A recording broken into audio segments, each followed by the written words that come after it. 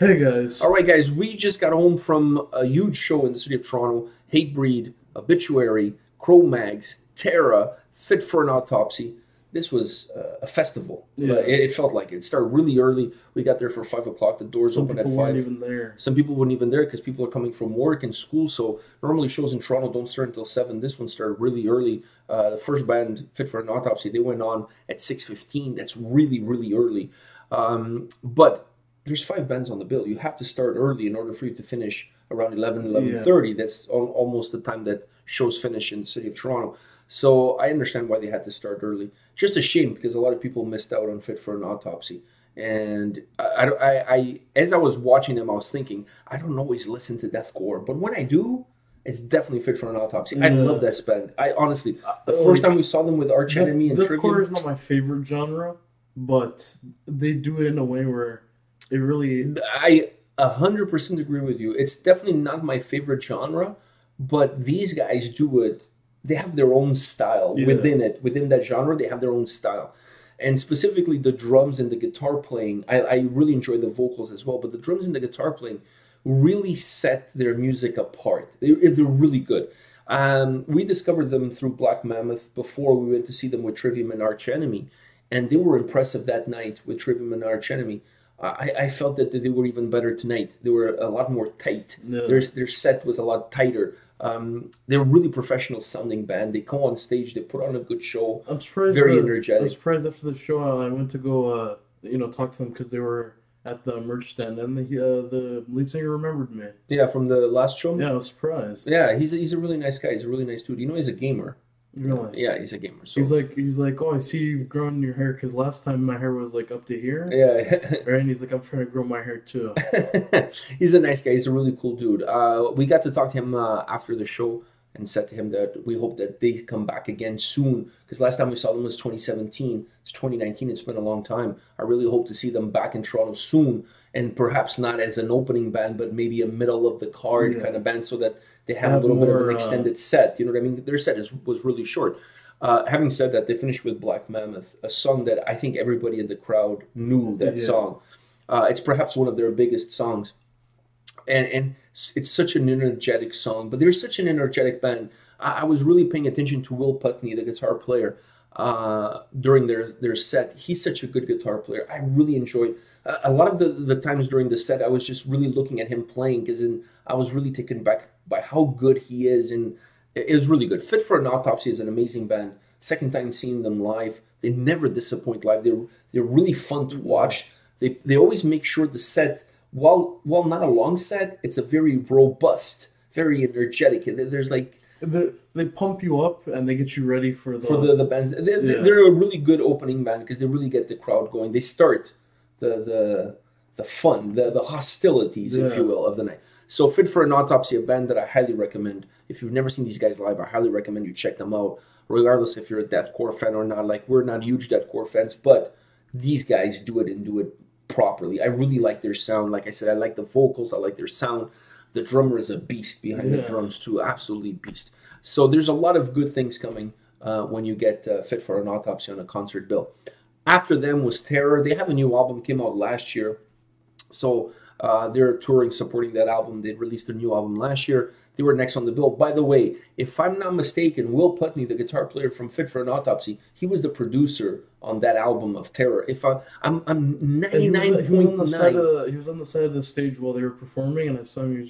He was vibing. Yeah. He was vibing. He was on the side of the stage. He was helping them out with their equipment, with their gear, and he was vibing the whole time to the show. I'm 99.9% sure that Will Putney was the producer on the brand new album from Terror that came out last year. So that, to me, makes sense in terms of how he was hanging out with them there, side stage, really vibing to their set. What did you think of Terror? They were really good. It was your first time listening to them. Yeah. I did an album review, but this was your first time listening to them. They were really, really good. Very energetic.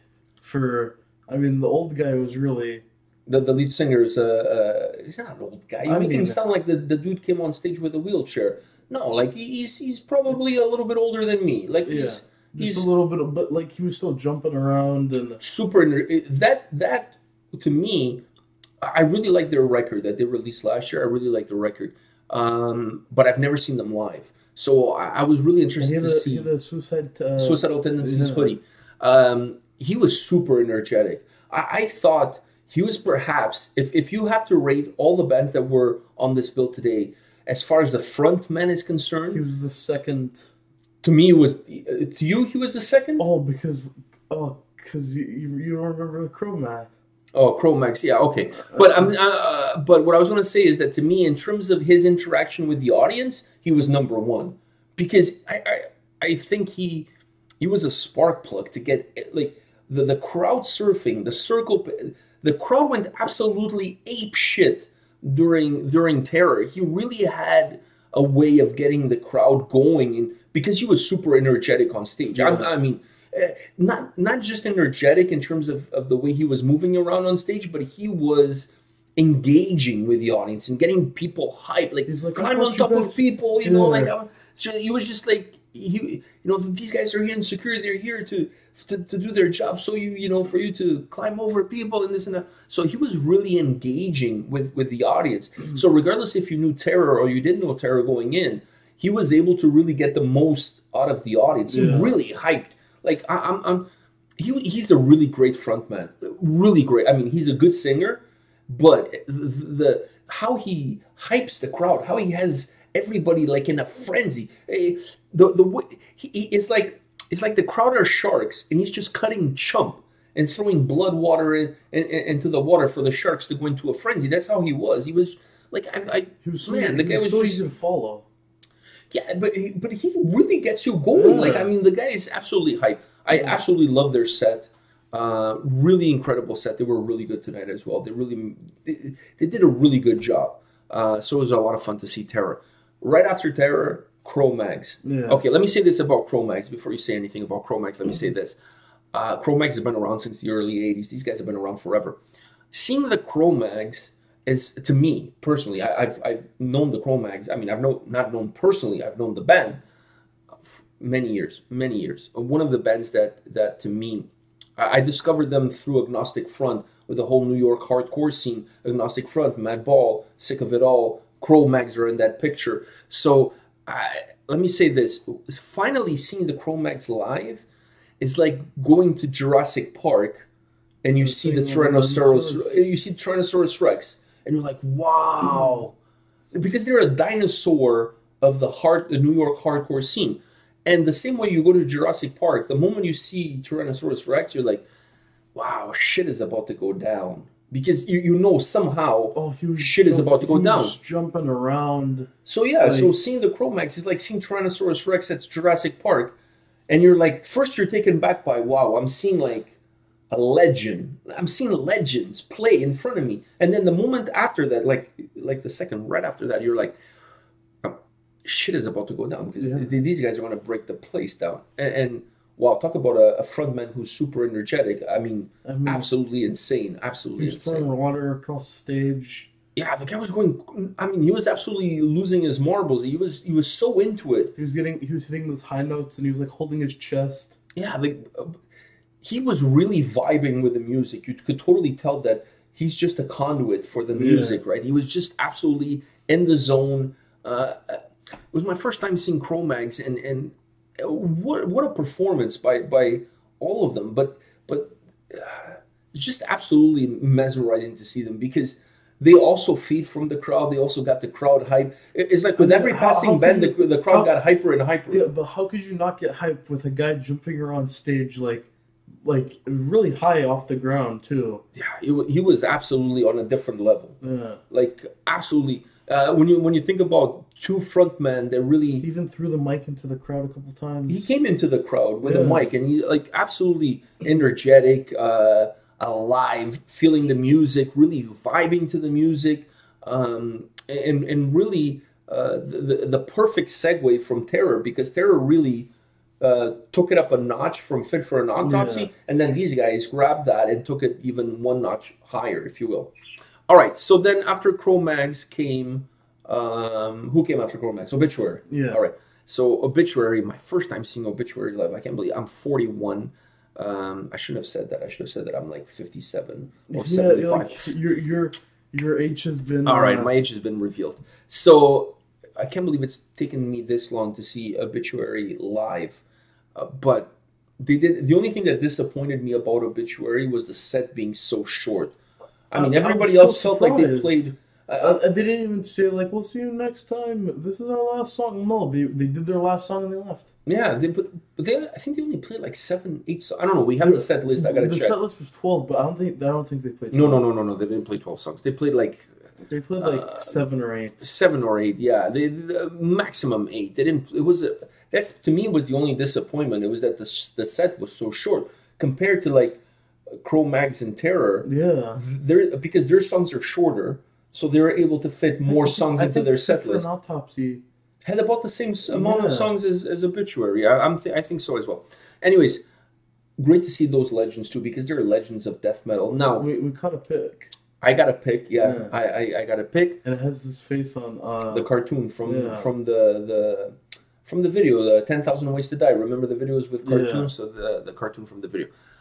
Seeing Obituary live, 2 things. We got the pick, and I got the set list because my buddy Chad was working the merch stand, and he's working the stage for Obituary on this tour. And I talked to him before the show, and I asked him for a set list, and he delivered at the end of the show. He gave me a set list. So it was really nice catching up with him and seeing him. I hadn't seen him. Last time I saw him in Toronto was in September of last year. He was a tour manager for Obscura. So it was nice seeing him again. But I was going to say about Obituary is this. If there's one, more than a word, if there's a sentence to describe their sound, is Florida swamp death metal. They have their sound. When you listen to Obituary, when a song starts, you know it's Obituary. They have a very specific... It's like Amon Amarth. They're one of those bands that has a very specific sound and a very specific lead singer style vocalist. So the 2 things are very specific to the band. I love Obituary. I love that it's like a chugging riff that just kind of feels like it's dragging a dead body through the mud. That's what it feels like. I absolutely love their set with the smoke coming in. By the way, if you're hearing the birds, our birds are complaining they woke up. They're complaining that we're making noise. I love their sound. I like the way the smoke was coming on stage when they were performing. It just added to it. Like I said, to me, the only negative, no fault of theirs, the only negative was that the set was really short. Yeah. It just, when it finished, we were like, what the fuck? Is it done already? Like, it just felt really short. 7, 8 songs at the most. Then last but not least, Hatebreed. All right, so you used to hate Hatebreed. We both dare say it's we, because we both hated that first song that we listened to. All right, maybe we were not the biggest fans of Hatebreed and Jamie Justa when our channel started, but the band has grown on us like a fungus. Yeah, it's kind of grown on us. I saw you going absolutely apeshit during the Hatebreed set. By the way, talk about a band that's extremely professional. They don't do a lot of talking. It's like song after song after song after song. Jamie Justa does a little bit of talking in between songs, but not too much. It's really like pumping song up. There's like a conveyor belt of hardcore songs, just one after the other. We got 2 picks, by the way, from Hatebreed, 2 picks. But I saw you vibing. I saw you losing your mind. You're like fists up in the air. You're all into it. I was like, holy shit! Like the boy. The boy has developed a love affair for Hatebreed. You even bought a Hatebreed T-shirt. Yeah. So, what did you think? Their set. Like, I don't know what to say. It's just the first like 3 or 4 songs, amazing. Then what really kind of pumped me up for the rest of the show was Looking Down the Barrel. Looking Down the Barrel of Today. That song, the entire crowd. That was the 3rd, if I'm not mistaken. That was the 3rd or 4th song on the set. Yeah. And the whole crowd. After that song. After that, I feel like they should have started off with that, because that song really pumped up the crowd. The crowd was hyped for the first 2-3 songs, but that song really pumped. That's when the knob turned to 12. Yeah, I think in my mind that's when the knob turned.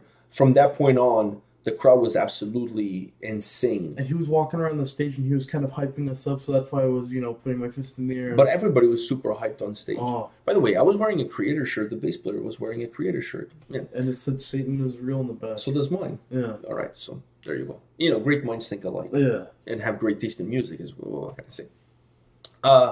I thought my first time seeing Hatebreed 25-year anniversary, I thought their set was perfect as far as size is concerned.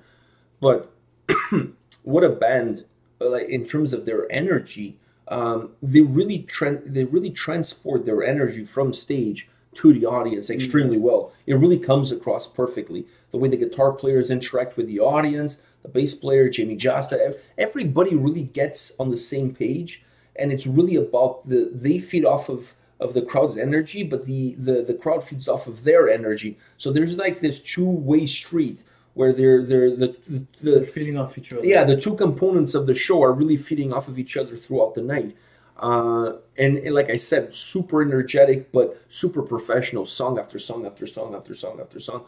But I agree with you, looking down the barrel of today, that song propelled the show to a whole new level. The crowd was hyped, the crowd was excited when they came on, but that song turned the knob. That song was really from that point on. That's like their most favorite, like their most famous song. I think so. I think that's their biggest song. So after that song, the crowd turned, and it was just in pure insanity after that point.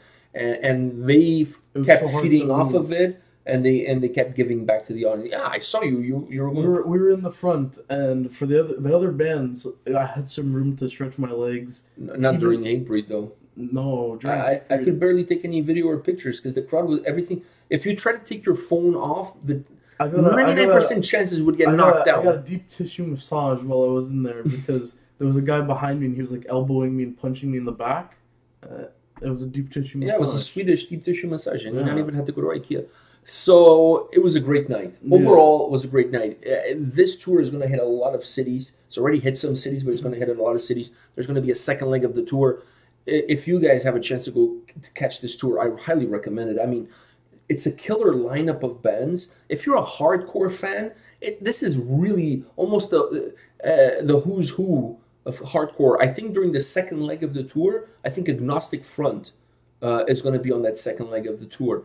I'm not 100% sure, but I'm very close to 100% sure that Agnostic Front is going to be on the second leg of the tour. So you're really going to get some jams, some hardcore classic bands, and it's a really good package. For the money you're paying, you're really getting to see 5 incredible bands on a very long night. It's like a mini festival. Yeah. It really feels like it. And it's the 25th anniversary of Hatebreed. Like, you really don't want to miss an iconic tour. Like, 25 years is a long time, 25-year anniversary. So, and they really play songs from all their repertoire. Like, they play everything from their first album to their latest album. They really play everything. So it was a great night. Overall, I really enjoyed it. I think you guys should check it out because there's not one single bad band. And if you like an energetic show, if you like to go to a show, you want to stay hyped. Yeah, because these guys, they don't get hyped. They stay hyped. And more important, if you like to go to a show and feel a little bit sore and also sweat buckets after the show, this is the show for you. I'm telling you, we had to take some Advil even before we got home because we were sore. Like, I was soaked. Yeah, and we needed lots of fluids. So if you guys have a chance to go catch this show, don't miss it because it's some killer bands that I don't think you'll ever see a lineup as stacked as this of killer bands. I mean, I can't believe we got to see Hatebreed with Obituary, with Terror, with Cro-Mags, Fit for an Autopsy. And like I said, I think in the second leg of the tour, you're going to get Agnostic Front. So I really don't think you should be missing out a tour like this because you're getting a lot of bands at one sitting. Incredible show. All right, guys. We'll be back tomorrow with more videos. Take care, guys. See ya. See ya.